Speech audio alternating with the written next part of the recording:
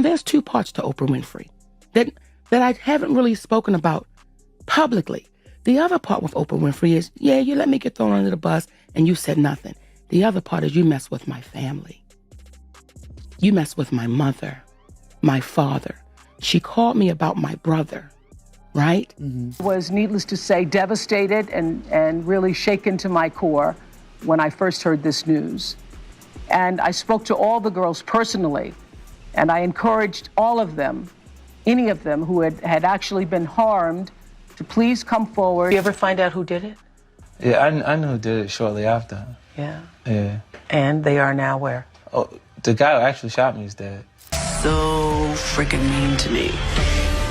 I was in shock. Do you take responsibility for the situation that you're in right now? 100%. 100%? 100%. I couldn't believe it because I loved her so much. I admired her and looked up to her.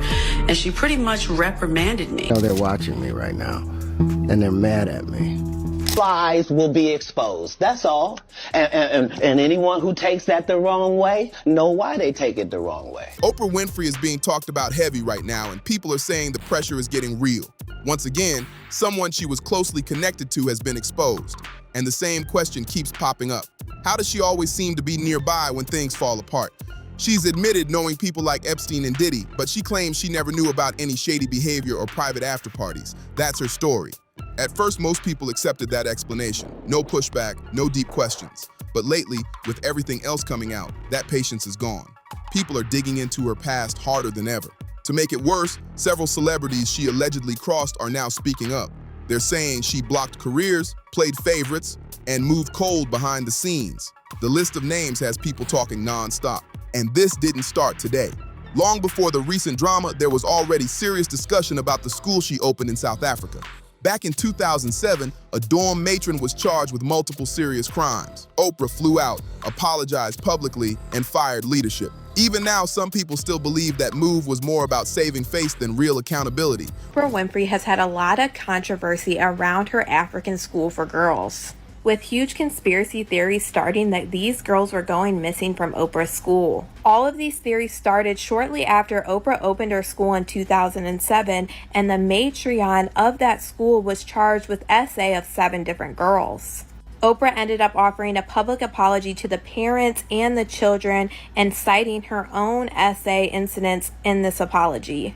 But the matriarch would then be found not guilty of these crimes. But then it shocked the nation because shortly after this, Oprah's school was hit with another SA allegation. 7 students were suspended for harassing and fondling classmates. And a lot of people thought that this stemmed from the very first incident because why would these children be acting like this? And the rumors started swirling after this point because they just didn't understand how these things could happen so close to one another.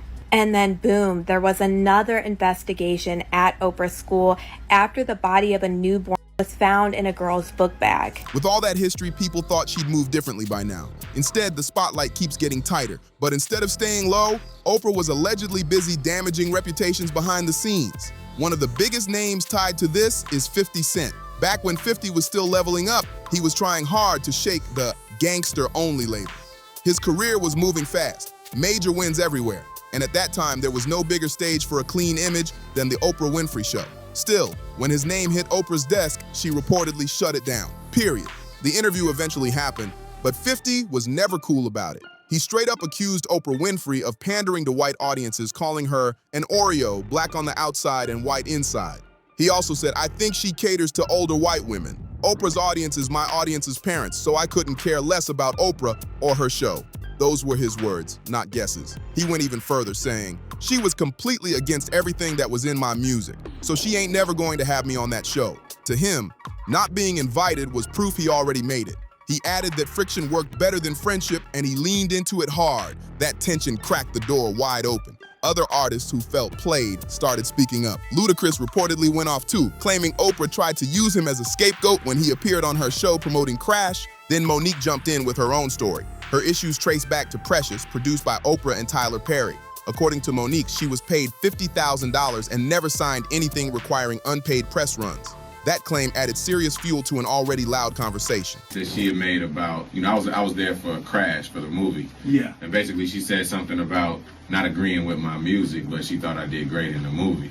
And of course, I was up there with the whole cast of Crash, and so I didn't necessarily felt like that needed to be said. You know, you didn't agree with my music, and even if you don't agree with certain songs I made, say you don't agree with certain songs, don't say you just don't agree with all of my music. Right. She was able to say what she said, and then I had my rebuttal, and when I saw the final show, her comments were in there. Right, was in there, but yours wasn't in there. And mine weren't in there, so it just looked like I kind of took it. Wow. Like, was just quiet and didn't say yes, that. ma'am. After the movie dropped, things allegedly went left fast. According to Monique, Tyler Perry and Oprah Winfrey wanted her to do a full press run, not just local, worldwide. And the wild part is, they reportedly expected her to pay for it out of her own pocket. No budget, no support, just vibes. That had people shaking their heads. While most stayed quiet, 50 Cent was the only major name riding with her publicly. He said he understood exactly what it feels like to be iced out by Oprah. That wasn't sympathy. That was shared experience. 50 posted a photo of Monique on Instagram and wrote, "All in favor of Monique being back on top. Say, make it happen. 50, stop effing around. I went to see a Monique stand-up show during Super Bowl weekend. It was so good, she had me in a trance. You gotta go check her out." He didn't stop there. He later posted again demanding Tyler and Oprah apologize. He said, "I'm gonna put her back on Green Light Gang." He made it clear this had dragged on long enough and he wasn't bluffing. So Tyler Perry says to me, listen, you may really want to consider promoting this film, because if you get nominated for an Oscar award, your next film is $3 to $5 million. And if you win it, your next film is $6 to $8 million. I said, Tyler, who you talking to? I'm a black woman. Where do they pay those type of salaries, brother? I said, what I cannot do, Tyler, is work for free. I've done what I was supposed to do. I cannot go overseas and do this for free, Tyler. So then he goes on about his spiel, you know. I said, well, listen, you can write me the check for me to go overseas. I don't care where the money comes from, but I'm not gonna do it for free. He says, well, I don't believe in giving money away for free. I said, I don't believe in working for free, so we're on the same page. And then things got even messier. Oprah reportedly invited Monique's brother onto her platform. This is the same brother Monique had previously accused of serious abuse when she was a child. Oprah also invited other family members Monique had publicly said she was no longer in contact with after they initially sided against her. That move didn't sit right with a lot of people, period. To first acknowledge what I've been in denial for 37 years. And that is, I did assault and inappropriately touch my sister in manners that were not comfortable for her. And for that, I apologize. And there's two parts to Oprah Winfrey that I haven't really spoken about publicly. The other part with Oprah Winfrey is, yeah, you let me get thrown under the bus and you said nothing. The other part is you mess with my family. You mess with my mother, my father. She called me about my brother, right? Mm-hmm. And I said, listen, everybody can change. He wanted to apologize. She said, Monique, would it be okay that he comes on? And would you like to come on? I said, I don't want nothing to do with that cat, but I don't want to get in the way of his blessing. If he's changing, I don't want to stop that. She never said my mother. She never said my father. Now, I know who my parents were because they're both gone. I know who they are. I know my mother's greed. I know my father's greed. And you did not say that you were going to have my parents, because had you said you had my mother. Now, we had a conversation and I said to her, me and my mother are not in a good place. Now, she said some things to me about her mother and father, which I'll never repeat. When Monique says she spoke up about abuse from her childhood, she's also been clear about how unsupported she felt afterward. Instead of protection, she says the situation was handled in a way that caused even more harm. That part of the story still sits heavy with a lot of people, period. Then there's Dave Chappelle, who also had a tense moment tied to Oprah Winfrey. This happened after Dave walked away from a reported $50 million deal with Comedy Central. Things got so ugly that he left the US and went to South Africa to clear his head.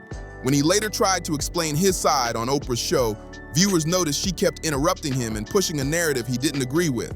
Increasingly paranoid. Would you say you were paranoid? Sure. First of all, what is a black man without his paranoia intact? You might win $100 in a poker game and be on the subway You gonna look over your shoulder. They just said in everything I had $50 million. That's like making me a marked man. So did you go to a psychiatric hospital?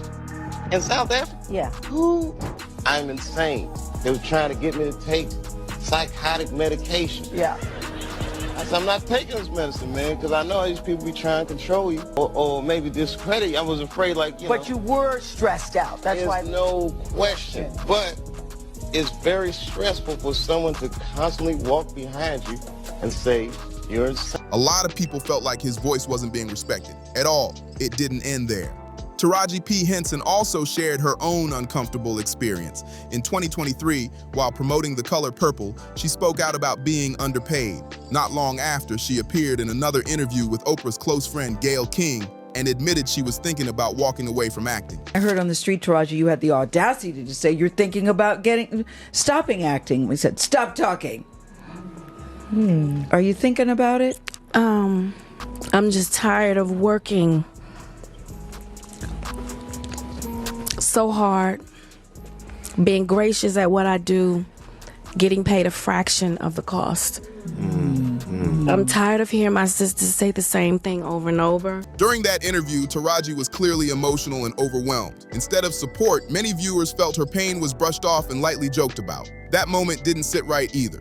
What Taraji P. Henson didn't realize at the time is that going up against Oprah Winfrey is never an even fight. If she had talked to Monique first, she might have seen the pattern early. This situation was bigger than just one moment, period, and it doesn't stop there. Over the years, rumors have circulated that Terrence Howard also ended up on the wrong side of Oprah after allegedly turning her down. This all traces back to the 2013 film The Butler, where Oprah and Terrence played romantic interests. According to industry chatter, things got a little too personal behind the scenes, and lines may have blurred. During the press run, Terrence made comments about enjoying working closely with Oprah and spoke loosely about their on-screen chemistry. A lot of people felt his remarks crossed into disrespect. Oprah, however, didn't publicly shut it down at the time, which raised eyebrows. The whole situation felt messy and unprofessional to many watching from the outside. Word on the street is that when Terrence didn't go any further with it, Oprah didn't take that rejection lightly. The allegation is that she started speaking negatively about him behind closed doors, and opportunities quietly dried up. Whether coincidence or not, people noticed the shift. And once again, the same name kept coming up. Then there's Mariah Carey. Oprah couldn't shut Mariah out the way others claim she did with different stars, but people say she pulled a move that felt familiar. In 2020, during an interview tied to Mariah's memoir, The Meaning of Mariah Carey, Mariah sat down and opened up about her childhood, family tension, identity struggles, and a deeply complicated past. The conversation went very personal, very fast. Mariah later made it clear she wasn't comfortable with how far some of those questions went. She felt exposed on television, especially when it came to sensitive family issues and painful memories from her youth. Viewers felt the interview crossed lines and put trauma on display instead of handling it with care. That comparison to how other guests were treated came up quick. While that clip was circulating, another name was watching closely: Cat Williams. One thing people say about Cat is he doesn't talk unless he's ready. He waits, he watches, and he brings receipts. In his viral 2024 interview with Shannon Sharpe, Cat went straight for Oprah. He accused her of being a gatekeeper who decides who stays and who disappears when things don't go her way. He also named Tyler Perry and Steve Harvey, claiming powerful figures quietly make moves to silence people. After everything already out there, a lot of listeners felt his words landed harder than expected. Nobody really knows how much time Oprah Winfrey has left before her image takes a serious hit, but one thing is clear: a lot of people are tired of the untouchable act. The halo isn't working like it used to, period. Public reaction has been loud. One person said, "Oprah always gave me strange vibes. She just feels fake." Another said she needs to be held accountable for whatever role she played, directly or indirectly. Those comments aren't rare anymore, they're everywhere. Now the real question is this: what do you think about all these people coming forward? Do you believe Cat Williams when he says Oprah is a gatekeeper who controls careers behind the scenes? Or do you think this is all being blown out of proportion? Drop your thoughts in the comments. Like the video, subscribe to the channel, share it with a friend, and let me know what you think. Click here to watch another very messy video, and I'll see you in the next one.